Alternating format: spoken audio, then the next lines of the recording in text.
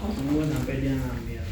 Kalau dia belum ngambil, belum boleh dipegang. Ya, kasih dia waktu 3-5 menit. Nanti dia akan mulai dulu mengambil, mundur, sampai ngambil. Setiap ketemu orang baru, ya, bendanya tidak boleh lebih dari 4.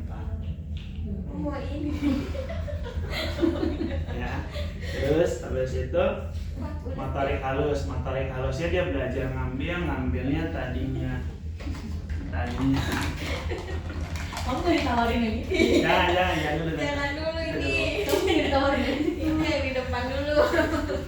Nanti dia akan belajar ngambilnya begini sampai dia bisa ngambil jadi begini. Ya. Nah, di 10 bulan nanti mulai muncul fase throwing. Semua benda akan dia lempar. Ya. Jadi dia akan melempar semua benda yang dia pegang ke bawah, atau dia akan mulai ada emosi. Benda yang dipegang nggak boleh diambil. Iya, Nggak benar. boleh dirampas. Ya. Oke. Terus dia udah mulai mau sesuatu. Jadi kalau misalkan dia mau sesuatu, dia harus belajar. Nggak semua yang dia mau harus Dikasih. diturutin. Ya. Nah, itu aja dulu. Ya.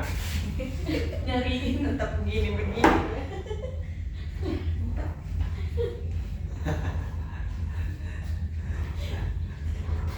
Terus habis itu motorik halusnya masih tetap sama, latihan sensorik, bikin 4 kotak, lembek, kenyal, panjang, butiran.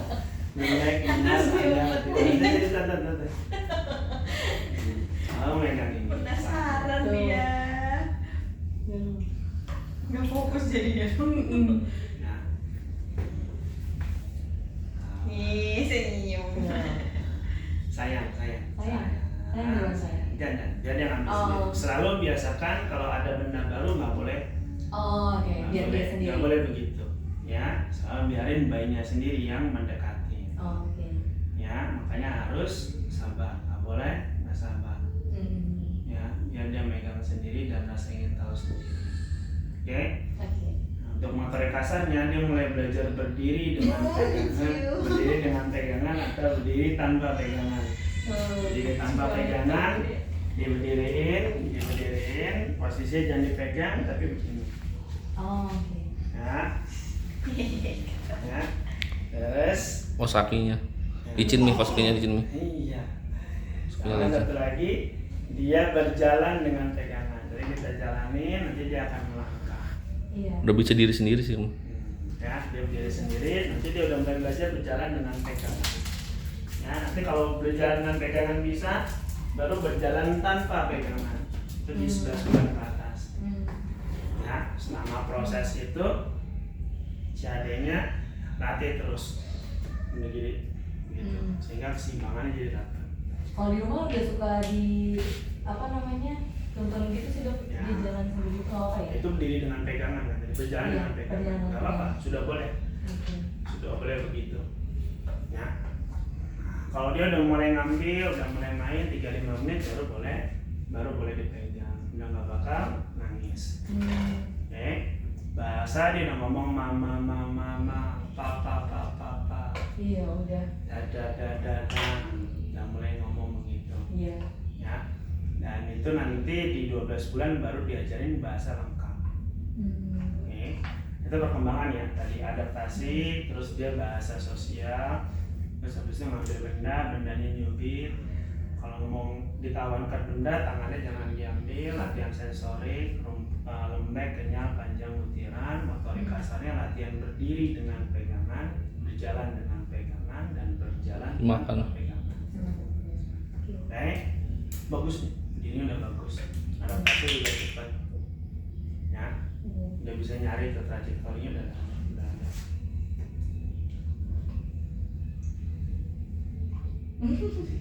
Kayak gitu ya. Dia tunggu ngambil dulu. Jangan tangan dia di Jangan saudara. dipaksa.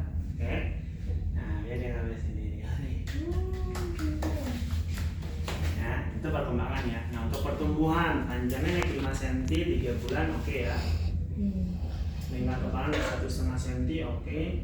Berat badan naik 800 gram cukup, dibilang kurang enggak, cukup naiknya. Ya, nah tinggal evaluasi, sudahkah memberikan makan 5 kali sehari? Kemungkinan sih belum 5 kali nih. Iya, belum. Ya, harusnya 5 kali Empat. sehari. Tandanya kan itu tidak mengerjakan anjuran. Makanya dia naiknya pas, lebih enggak, kurang enggak.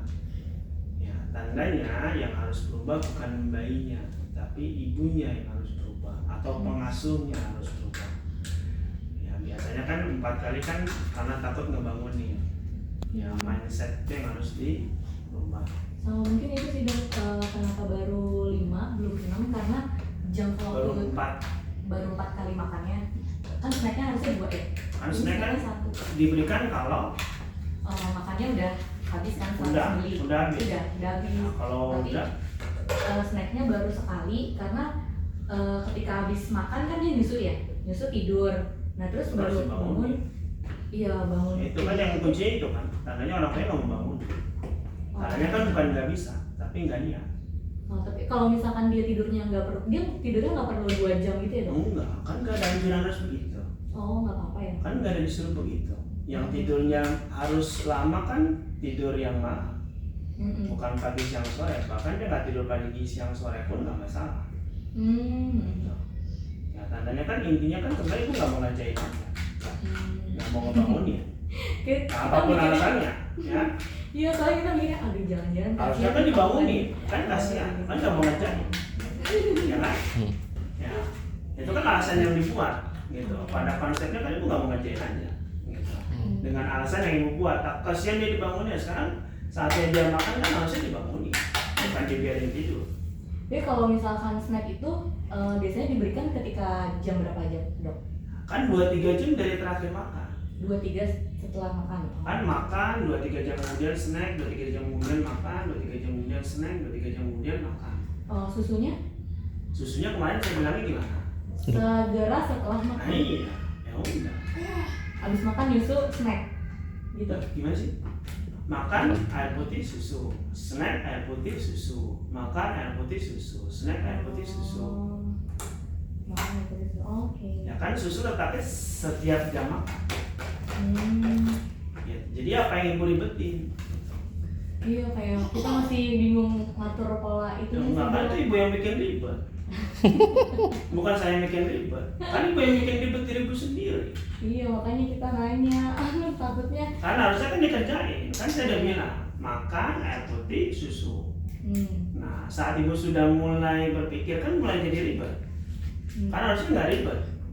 Gitu. Berarti susunya itu misalnya nih setelah dia makan, terus harus dijangka nggak perlu. Kalau dia udah minta, Kemarin kasih aja. informasinya gimana? Kemarin informasinya kan setelah makan, segera Ya. setelah makan. Berarti itu dijeda nggak? Kalau bahasanya begitu? Enggak. Enggak. Kan secara normal kan ibu sudah tahu itu nggak dijeda. Tapi ibu berpikir, Kenyang. anak saya kenyang nggak ya? Kan harusnya kan yang nentuin itu ibu atau bayi? Saya. Bayi, bukan ibu. Yang punya badan siapa? Iya. Bayi. Gitu. Jadi boleh nggak mikir begitu? Nggak boleh. Karena ibu sedang mengasuh. Karena itu bukan badan ibu. Nah sama ini Jadi Dok. yang nentuin berapa banyaknya adalah bayi, bukan ibu. Makanya kan sajikan, bukan ada perintah harus habiskan, kan nggak ada. Gitu. Ya Sama kalau ini. dia pakai botol, sajikan 100. Kalau dia nyusu langsung, semampunya bayi. Nanti dia yang nentuin. Kalau dia kenyang dari makanan, ya nyusunya akan sedikit, 30 ml saja. Kalau dia makan lagi sedikit, nyusunya akan jadi banyak. Yang nentuin dia, bukan ibu. Gitu. Makanya saat ibu sudah mulai berpikir, disitulah proses makan mulai ngaco. Karena ibu belajar menjadi bayi, padahal ibu bukan bayi, gitu. Ya, sehingga mulai itu, ini dia kekenyangan nggak ya? Ini dia bosan nggak ya? Gitu. Sehingga mulai itu makannya sudah mulai ke arah yang tidak benar. Karena ibu belajar menjadi bayi, padahal ibu bukan bayi. Tugas ibu kan hanya satu, ibu mengasuh, gitu, bukan menjadi bayi.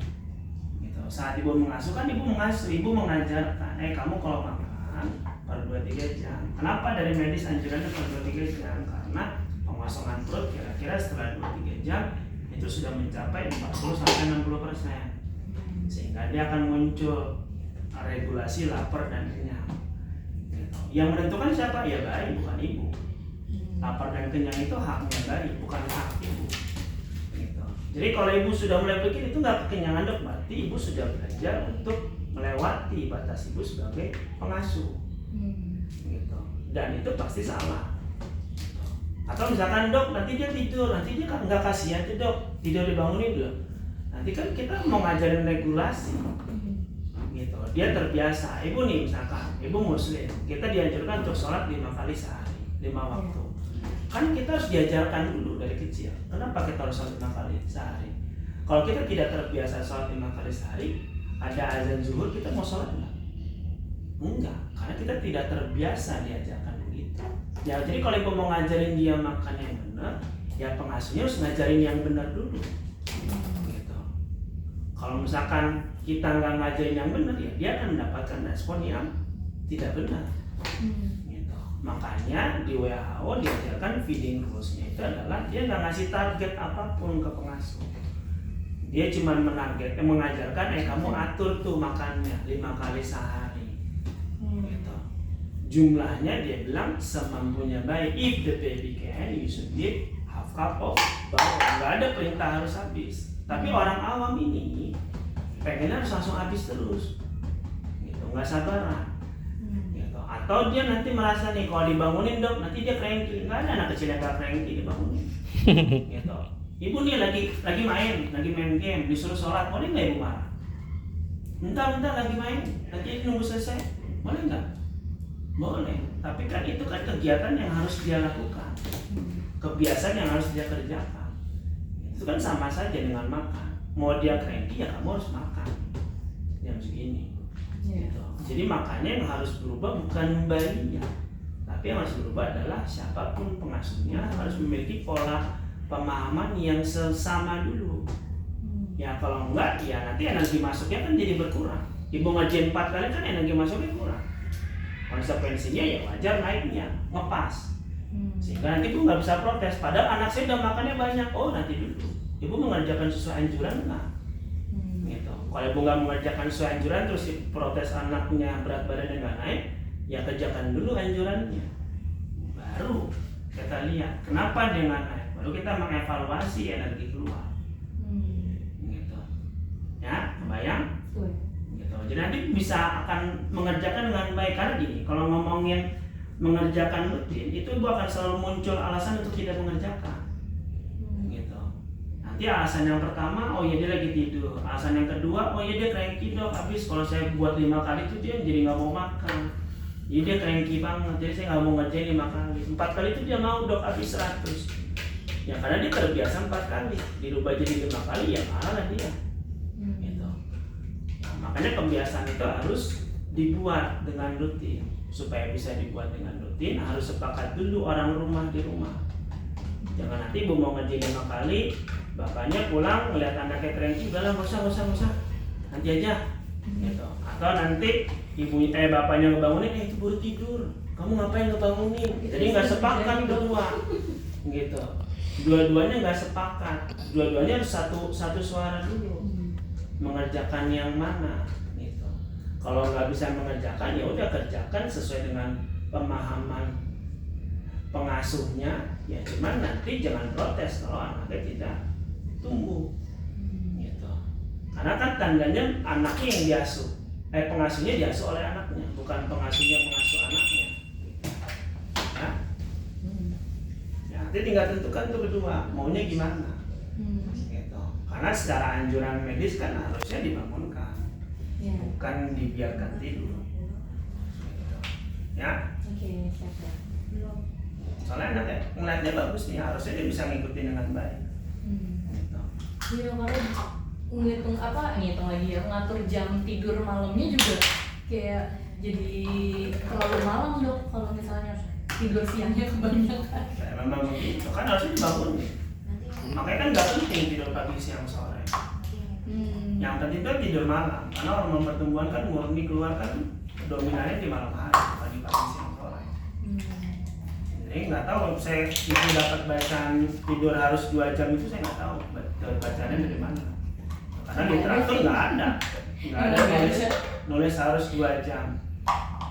Bahkan kalau di beberapa itu teknik itu snapping itu setengah jam sampai 45 menit, jangan lebih dari sejam. Karena kalau udah lebih dari sejam itu bukan restoratif lagi, gitu. Karena udah mengganggu aktivitas dia. Gitu. Kita aja tidur orang dewasa lebih dari sejam, siang-siang kepala kita bangun-bangun pusing. Insomnia. Ya, Iya, siap dok. oke. Lagi. Sama ini dok, Perkembangan mau oke tanya, gitu dia. mau tanya ini zat besinya itu saya belum kasih vitamin zat besi itu ngaruh nggak Boleh. sih sama pertumbuhan Boleh. nanti bakal ngaruh nggak sih? Bisa pengaruh kalau zat besi rendah. Kalau belum ya nanti dikasih. Udah besi udah ada. Waktu itu udah dikasih pernah dok, terus reaksinya langsung dimuntahin semua makanannya gitu. Terus, Ya kalau gitu kan reaksinya kan bukan dikasihnya setelah makan, berarti saat perut kosong. Gitu. Treat and treatnya kan bukan jadi nggak dikasih.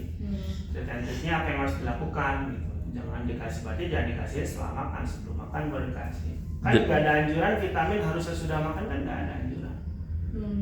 Vitamin kan boleh kapan saja diminum. Sebelum makan jedanya berapa lama? Bangun tidur langsung. Kalau takut dia muntah ya setengah jam. Takut enak gitu, bikin enak nggak sih dok buat? Ya, sebenarnya cara memberikannya, kalau dia sampai ada muntah berarti langsung disemprot semua, harusnya kan dikit-dikit. oh enggak, reaksi muntahnya itu ketika sudah ditelan dok? Iya, harusnya dikit-dikit, Oh, langsung full. Misal ibu ngasihnya kemarin apa? kemarin apa ya? Maltover, Veroka, Veris, Verlin. Feris kayak Feris. Nah, kalau Veris kan berarti kan dia pakai pipet. Iya. Pipet. Nah, kalau pakai pipet anggap dia dosisnya dapat 0,6. Ya jangan langsung 0,6 full. 0,3 dulu, yang ngecap-ngecap dulu, baru 0,3 lagi. Sama kayak waktu si bayinya dikasih rotavirus waktu kecil kan, dokternya kan ngasih juga dikit-dikit, nggak langsung full semua 1 cc udah keluar. Gitu. Ya, Oh, jadi berarti setengah jam dok sebelum makan ya? ya boleh sengaja. Tapi itu sebelum makan. Anaknya nggak berpengaruh terhadap makan jadi enak nggak mau makan kan ya? Harusnya sih enggak. Karena kan kita jalanin dari makannya. Iya kemarin soal Nasinya coba dikit-dikit, jangan langsung banyak. masalah apa Mi? Tekstur Mi ya? Tekstur makan iya dok. Kalau 10 bulan dia sudah diajarin nasi tim. Nasi tim. Ya, digedang dokter deh.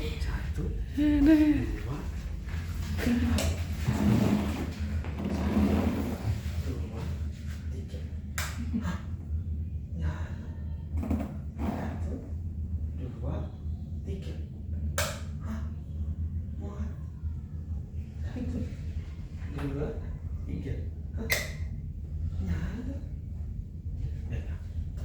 Kalau untuk tekstur 10 bulan nasi tim, cincang kasar. Cincang kasar. Kalau misalkan dia udah bisa, nanti 11 bulan naik menu keluarga.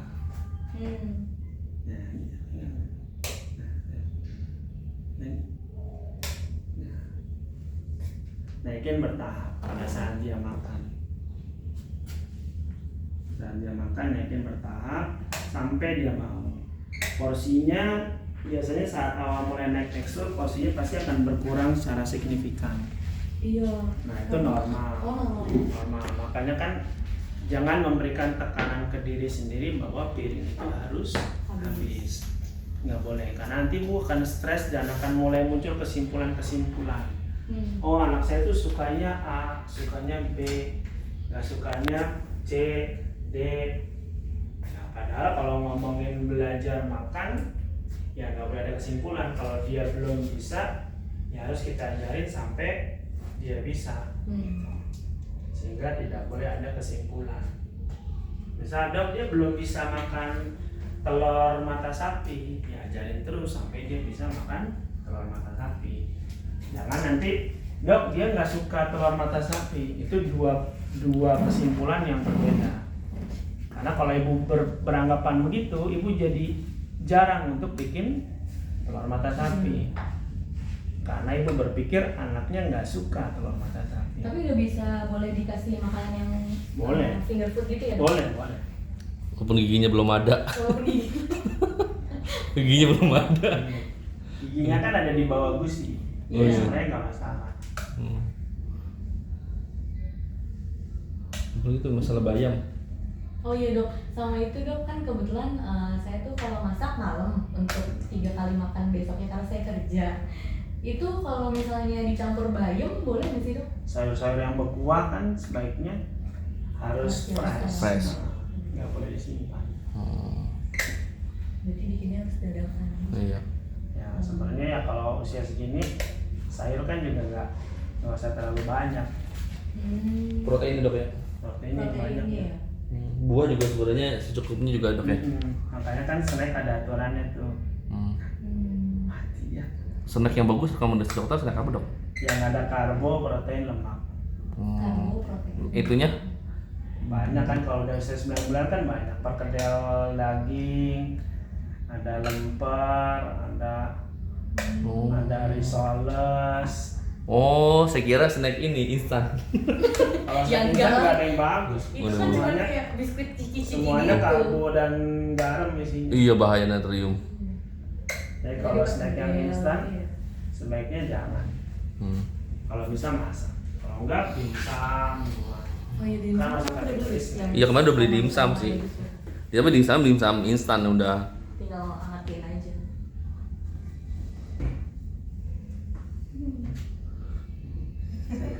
Kalau tumbuh gigi itu nggak pasti anget dok ya, belum tentu kan. Belum. Nah, kalau tumbuh gigi anget tuh dikasih obat nggak sih dok baiknya? Kalau demam baru dikasih. Oh, kalau demam dikasih ya. Kalau hanya hangat nggak usah. demam itu berarti 38 ya? Iya, 38. 38 demamnya. Ya, dek. Wah, tadi udah ngantuk-ngantuk nih gue nih. Oh, berarti kalau tidur maksimal 1 jam aja dok ya? Setiap itu dok ya pagi. Yang penting jam makan aja. Kan ada waktu membangunkan, jaraknya kan sejam buat membangunkan. Misal nih, jam 7 dia makan.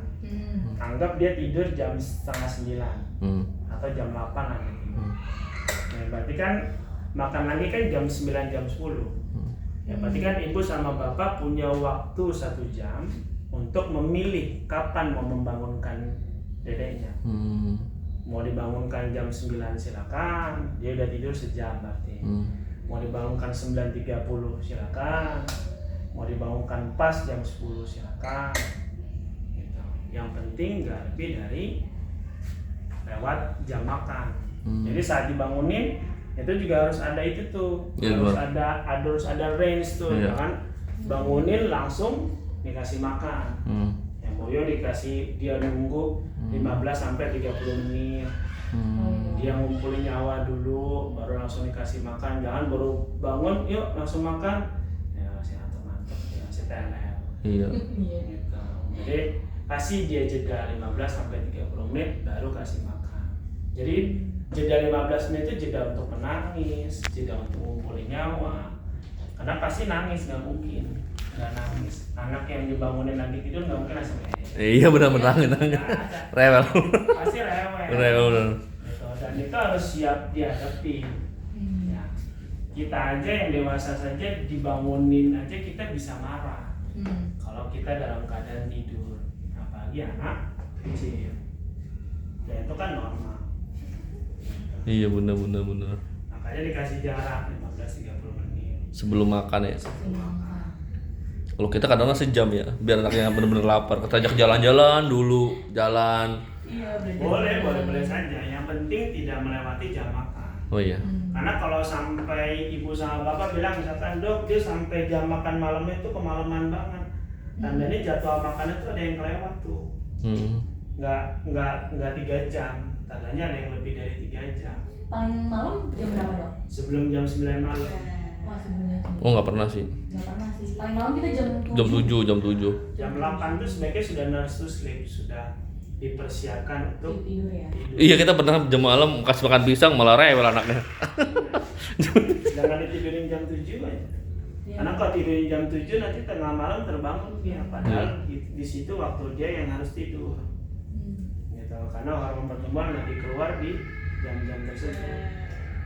Tapi ini dia tidurnya lagi dari jam setengah 10, jam setengah 11 dok. Nah Nah itu tidur siangnya mungkin kelamaan. Nah, tidur siang sama tidur sore tidur 2 kali sih, Dok. Karena baterainya udah kecas dulu. Iya benar. Sehingga saat dia bangun ngabisin energinya lebih butuh waktu. Gitu. Iya benar. Bisa. Sejam berarti tidur sejam, nunggu sejam kemudian baru makan. Makanya dibuat yang rutin ya tadi Iya. supaya bisa rutin, sepakat dulu berdua. Jangan nanti pas bangunin, aduh, jangan tuh baru tidur. Iya benar. Bangunin. Saya mikirnya wah nih anak kayak kalau kan saya kadang-kadang berangkat suka rada siangan terus anaknya jam ini tidur jam 10 Dok ya. Lalu dibangun lagi jam 12, makan jam 1 gitu. Nah, iya. 2 jam makanya saya mikirnya wah jangan-jangan 2 jam ini masa pertumbuhan nih gitu. Enggak, karena pagi siang sore malah justru nggak keluar tuh. Oh. Growth hormone tuh keluar di malam hari di jam 9, efektif di jam 10 sampai jam 1 malam. Gitu. Ya lagi tingginya tuh di jam segitu. Iya berarti sejam aja tuh baru makannya jam 12 gitu ya Mi. Berarti idealnya tidurnya tuh maksimal jam 9 itu jam setengah 9 bangun-bangun jam 5 gitu Dok ya, jam 6 ya. Ya kalau malam. Oh ya kalau malam. Ya, kalau malam mah selama dia nggak kebangun nggak usah dibangunin aja. Iya. Nah itu Dok, Nah. sama ngemut jari. Gimana ya Dok cara? Kalau buat ngilanginnya sebenarnya ada 2. Yang pertama itu pakai sarung tangan anti empeng tuh yang Oh, titer yang tutupin. Nah, tutup. habis itu tutupin pakai titer. Wah, Jadi hamuk, 2 lapis dia, pakai sarung tangan plus titer. Malam-malam tuh nggak bisa.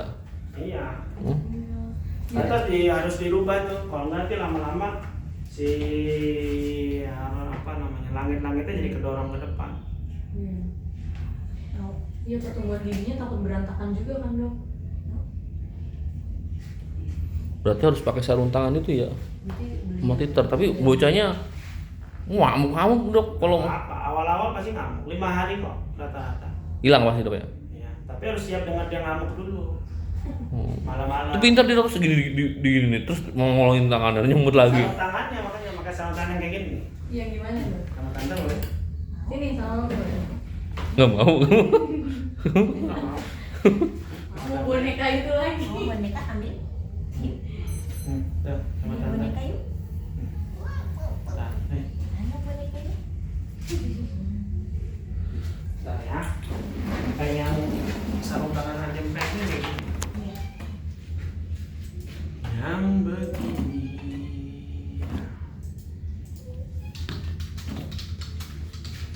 Anti empeng. Nih yang begini. Oh iya. Nah, pakai yang ini, kalian ada perepetannya, baru pakai titer gelang. Oh oke. Jangan langsung dititer gelangin tanpa sarung tangan, karena kalau begitu ujung-ujungnya jempol juga yang masuk. Karena kan kalau titer gelang, Titer gelangnya kayak gimana Dok? titer gelangnya yang ada perepetannya. Oh iya aku punya yang kayak gitu tuh. Jangan yang begini, yang ada Yang itu, perepetannya iya. nih.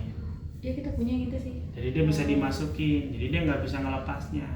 Oke. Jadi sarung tangan, atasnya kasih titer gelang. Jadi 2 lapis. Karena kalau nggak dilapis, ujung-ujungnya jempol juga yang masuk. Iya benar. Iya benar. Ya kayak gitu kita kayak gitu. Nggak, si titer gelangnya mah melenggor kemana gitu. Bener. Jempol sama tuh. Sudah. Aku punya ini juga nih Dok. Ini Iya, nggak efektif juga. nggak efektif. Karena nanti ujung-ujungnya tangannya akan nyari jalan keluar untuk Nguntit jempol. si jempol iya. Gitu. Anaknya kan udah makin pintar. Makanya pakai yang begini, tutupin pakai titer. Siap nih seminggu ngamuk nih. Pasti ngamuk dia. Iya. Cuman harusnya sih kalau dia udah ketutup dan ada titer gelangnya harusnya sih berkurang ya. Ngamuk itu kan karena dia tidak bisa meraih jempolnya. Kalau ini kan dia masih tetap ada yang bisa dia gigit. Harusnya sih aman. Kalau dari pengalaman saya sih 5 hari lah udah Hilang. bisa berubah tuh. Hilang Dok ya. Ya. Iya. Sama ini Dok, terakhir Dok, kalau misalnya apa namanya kalau keluarga kita ada yang ngerokok gitu, itu untuk bayi gimana? Nempel di baju atau gimana sih Dok? Pertama tidak prinsip digendong atau gimana? prinsipnya merokok itu kan terbagi jadi 2, ada first smoker, ada second hand smoker, atau perokok pasif, ada perokok aktif. Untuk yang bayi dia masuk kategorinya perokok pasif. Perokok pasif itu bisa dari mana saja dia dapat. bisa dari asapnya langsung, dia ngerokok gitu kita ngirup, bisa dari pakaian yang menempel, bisa dari pakaian dan kulit yang menempel, atau satu lagi dari udara yang afternya. Jadi kalau ada bayi, sebaiknya siapapun yang merokok harus di luar. Kalau mau megang, ganti baju dulu, atau sebaiknya paling baik mandi. Karena kalau bajunya clear tapi badannya enggak Bersih clear. rambut. Jadi dia akan ada resiko menghirup si asapnya dari kulit. Dari udara mulut juga bekas rokok itu juga mengandung Bisa. mengandung ya? Ya, cuman kan kalau dari udara mulut Enggak. clear setelah 5 menitan clear tuh untuk mulutnya. Asapnya ya sisanya di badan. Iya. Dia harus di luar mandi, sama satu lagi pasang supaya udara di dalam rumah muter. Mau pakai purifier boleh. Purifier ada. Iya, Pak. Mau pakai exhaust buat ke atas atau keluar boleh. Cuma kan rokok itu kadang-kadang tangannya udah masih bau gitu. Mau berhari-hari juga masih bau tangan rokok itu kan. Ya minimal mandi dulu lah. Iya. Minimal. Ya kalau secara teori asap itu akan ada stay sekitar 3 sampai 5 hari. Ya memang agak sulitnya ya kalau punya bayi harus benar-benar Ekstra. jaga banget.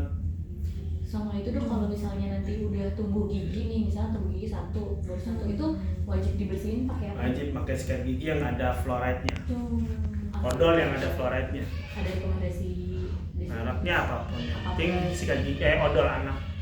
Odol anak. Gitu. Kalau berapa sensi tuh kemarin beli apa ya? Jordan atau apa gitu. Oh iya, Jordan. Itu bulu sikatnya yang Bulu sikatnya yang tipis yang buat bayi. Oh, tipis. Ada sikat gigi untuk bayi.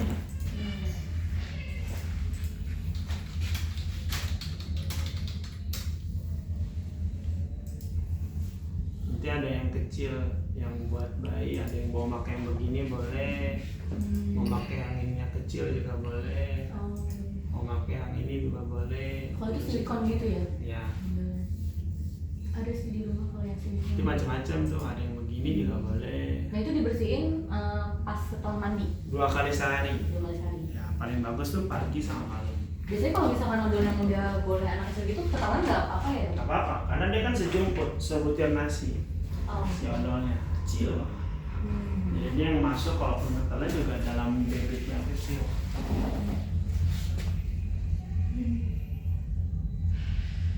Iya. Kalau untuk ngelatih dia biar supaya ngomong gitu, bacain buku atau Boleh mau bacain buku, tadi ada petitif 1 kata 10 kali, sama bendanya kalau mau bacain jangan di depan ini tapi dari samping. oh samping. Dia ngeliat benda, dia ngeliat artikulasi. Dia ngeliat benda, dia ngeliat artikulasi. Hap hap hap hap. Ini papa. Mana papa? Ini papa. Papa lagi megang, mama lagi megang dede. Dia ngeliat mama megang dede, mama megang dede. Diulang-ulang. Papa mana? Ini papa. Mama mana? Ini mama. Jangan papa mana? Tapi dia tahu tuh, dia nunjuk mana papa, tapi dia nggak ngomong papa karena dia tidak melihat artikulasi untuk ngomong papa. Dia ngeliat gambar singa, tapi dia nggak ngeliat cara ngomong singanya gimana. Harusnya ada gambar singa, ini singa. Dia ngeliat ada singa, ada singa. Jadi dia ngeliat bendanya, dia ngeliat artikulasinya. Makanya paling sulit dari bahasa itu adalah belajar berbahasa. Kalau mengerti bahasa, rata-rata bayi itu pintar. Ibu suruh ngambil pulpen nggak bisa dia. Usia di atas 9 bulan udah bisa kita suruh-suruh tuh. Iya. Gitu. Cuman kalau ngomongin ya dia harus melihat artikulasinya. Ya. Sama biasanya kan kalau misalnya lagi ada kita bercanda gitu ya dok, kita suka bercandain dia tuh dia nggak ngambil gitu gitu kan, dia kayak menolak gitu kan kalau kita ambil atau halangin dia gitu. Nah terus kalau misalnya memang kayak gitu tuh ngaruh nggak sih sama kayak nanti takutnya anak jadi tantrum atau Emosian. emosian gitu, enggak ya? Ya, anak tantrum itu karena 3 hal paling sering rata-rata. Pertama karena lihat layar. Oh, Layar. Sers. Screen. Screen time gitu. Yang kedua kedua karena dia terbiasa semua yang dia mau selalu diturutin. Harusnya enggak. Yang ketiga, dia terbiasa langsung didistraksi setiap dia menangis. Misal nih, dia divaksin, saya suntik, harusnya biarin dia nangis dulu. Wah, dia nangis teriak 2-3 menit, teriak sampai selesai. Udah selesai baru dialihkan. Yang seringnya terjadi kan saat menangis, langsung cekot. Iya, benar. Jadi dia terbiasa tidak menyelesaikan emosi dia sampai selesai, sehingga dia tidak tahu bagaimana menenangkan diri dia. Sehingga dia setiap dia marah tantrum, ya dia mencari orang lain untuk menenangkan, memfasilitasi dia untuk supaya tenang. Harusnya kan enggak. Harusnya kan dia self-soothing, belajar menenangkan diri dia.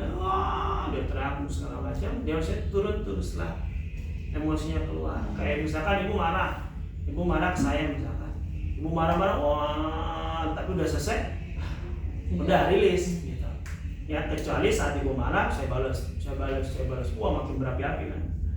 Kan kalau manajemen orang marah atau orang komplain kan harusnya kan kita dengarkan dulu komplainnya, baru kita jawab setelah dia selesai komplain. Kan baik juga sama. Saat dia muncul emosi, selesaikan dulu emosinya, baru kita alihkan. Jadi kalau anak tantrum itu karena 3 hal itu. Ya tinggal ibu mengerjakan salah satu diantaranya atau tidak. Kalau mengerjakan, ya ada kemungkinan dia menjadi tantrum. Sama kalau misalkan nggak dibiasain untuk nurutin apa maunya dia tuh, cara nolaknya gimana nih?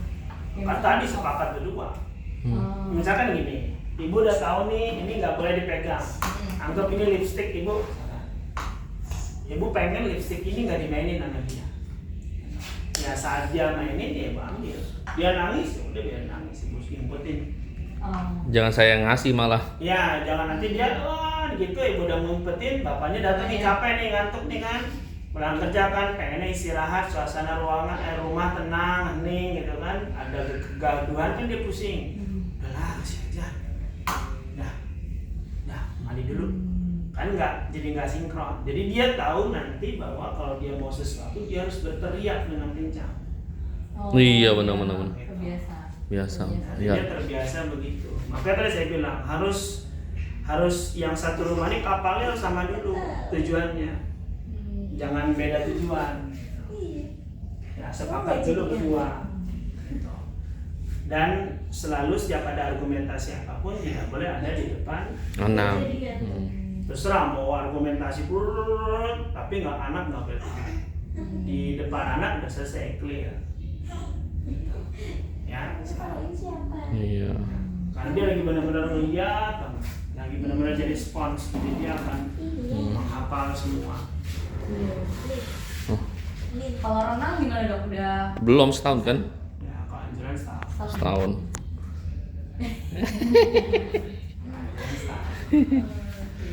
Oke. Kita foto habis ini. Iya, yuk. Yuk. Yuk.